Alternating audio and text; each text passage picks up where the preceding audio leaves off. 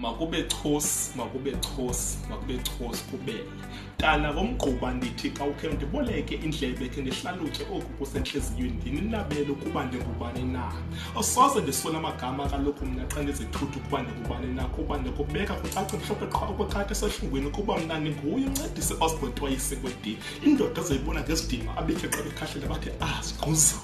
Inkonde kwedini ezenyathela kundaduluke phantsi athi xa bewabekile kuvokotheke indoda enembeko nobubele kwedini.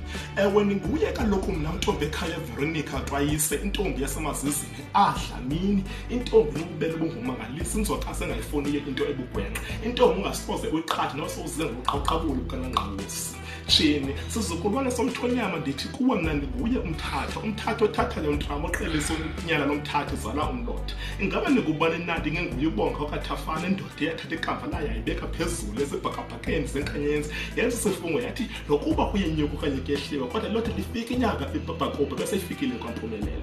Ewe ninguye mna uSebastian Votakonele oweza ngasekonele bemkhahlela besithi VK, yena owakhanyisa ngesibane kwakhanya amakamva wezidweshe nezidweshekazi kweganya.